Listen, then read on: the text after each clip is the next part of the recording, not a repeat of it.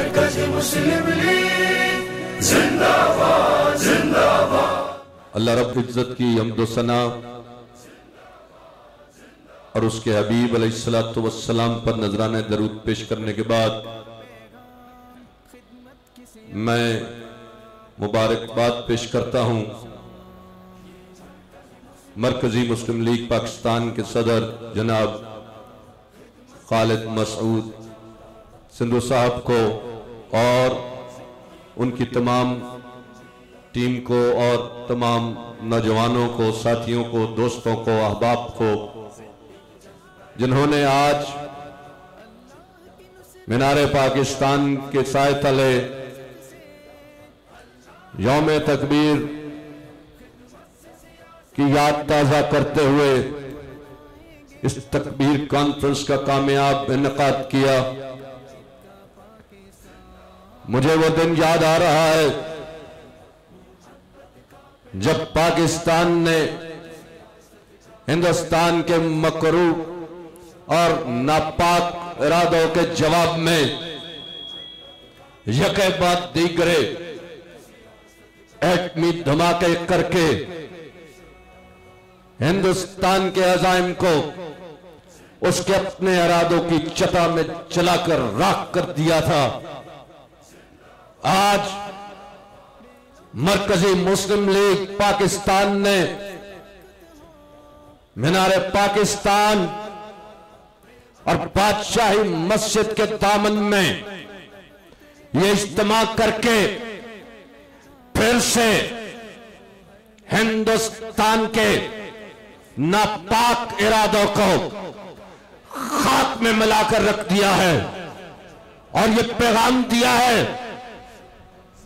کہ اے دشمنوں اور دشمن کے ایجنٹوں، یہ قوم آج بھی صرف بیدار نہیں ہے بلکہ یہ قوم آج بھی متحد بھی ہے، اور یہ قوم اپنی نظریاتی اور جغرافیائی بقا کے لیے متحد بھی ہے۔ ہم پاکستان کے ان سپوتوں کو آج سلام پیش کرنا نہیں بھولیں گے جنہوں نے ہمارے مغرب میں اغیار کی سازشوں کا جنازہ نکالتے ہوئے ایک مرتبہ نہیں 2 مرتبہ انہیں شکست دی۔ یاد رکھو کہ اگر ہم اپنے ہمسایہ ملک میں جا کر دشمن کی سازش کو ناکام بنا سکتے ہیں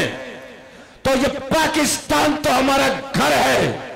یہ جو تم نے انتشار کا جال بننے کی کوشش کی ہے، اگر ہم افغانستان میں جا کر تمہیں شکست دے سکتے ہیں تو پھر اپنے گھر میں تو شکست تمہارا مقدر ہے ہی اور انشاءاللہ رہے گی۔ ہم نے اگر وہاں پر کلمہ طیبہ کا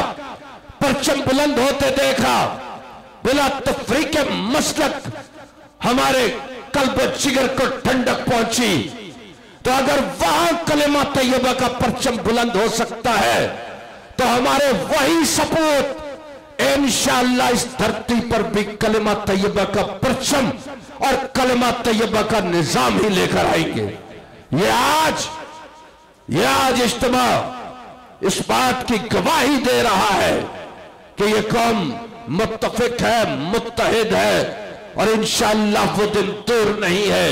کہ جب پاکستان میں کلمہ طیبہ کا نظام آئے گا اور انشاءاللہ آ کر رہے گا۔ السلام علیکم ورحمۃ اللہ وبرکاتہ۔